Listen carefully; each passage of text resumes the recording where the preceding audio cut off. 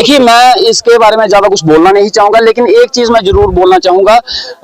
अगर एमएलए डोडा ने कुछ गलत अभद्र लैंग्वेज का यूज किया है जिसके ऊपर पीएसए लगा है, तो फिर हर उस व्यक्ति के ऊपर, हर उस एमएलए के ऊपर, हर उस लीडर के ऊपर, हर उस सियासतदान के ऊपर, हर उस आदमी के ऊपर पीएसए लगना चाहिए जो अभद्र भाषा का यूज करता है। फिर वो चाहे किसी भी पार्टी पॉलिटिक्स का हो, पिक एंड चूज पॉलिसी नहीं होनी चाहिए।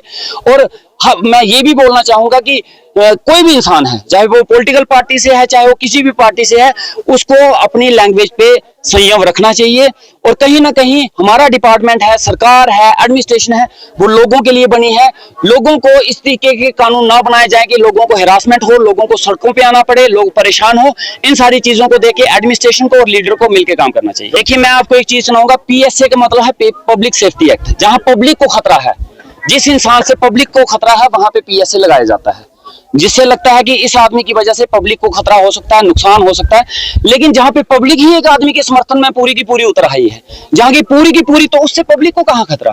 पब्लिक तो सारी की सारी, जैसे हमें देखने को आ रहा है, अभी वहां लॉ एंड ऑर्डर के इश्यूज हो गए हैं। वहां पे सारी एडमिनिस्ट्रेशन को वहां पे फोर्स लगानी पड़ रही है, नेट बंद करना पड़ रहा है। किस वजह से? इस वजह से कि उन्होंने वहां के एमएलए को पकड़ा हुआ है।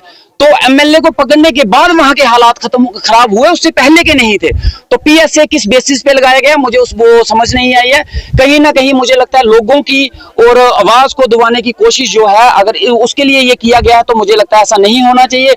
लेकिन फिर भी मैं एक चीज जरूर बोलना चाहूंगा, चाहे वो कोई भी हो, एडमिनिस्ट्रेटर हो, चाहे लीडर हो, चाहे एमएलए हो, कोई भी जनता से बड़ा नहीं है, पब्लिक से बड़ा नहीं है। ऐसा कोई भी काम ना करें जिससे पब्लिक हैरास हो, पब्लिक को सड़कों पे उतरना पड़े और पब्लिक को दिक्कत है। चाहता हूं कि महराज मलिक के साथ इंसाफ हो, इंसाफ होना चाहिए। अगर वो गलत है तो उसको उस हिसाब से पनिशमेंट मिलनी चाहिए। अगर वो गलत नहीं है तो उनके साथ जो किया गया है, मुझे लगता है वो गलत है, वो नहीं होना चाहिए। पब्लिक आज कहीं ना कहीं, डोडा की पब्लिक जो है, आप देखो सारी रोड पे है। उनको रोकने के लिए कर्फ्यू लगाए जा रहे हैं, उनको रोकने के लिए तारबंदी की जा रही है। तो फिर उसके बाद पीएसए का क्या मतलब रह गया? पीएसए लगाने के बाद तो लोगों को खुश होना चाहिए था कि जनाब इस आदमी से हमें खतरा था, परेशानी थी। पीएसए लगाने के बाद हम निश्चिंत हो गए, अब पब्लिक सेफ हो गई है। पब्लिक सेफ्टी एक्ट का यही मतलब है कि पब्लिक सेफ होनी चाहिए। उसके बाद उनको खुशी मनानी चाहिए। लेकिन पब्लिक तो सड़कों पे है, पब्लिक तो दुखी में है, पब्लिक तो परेशान है।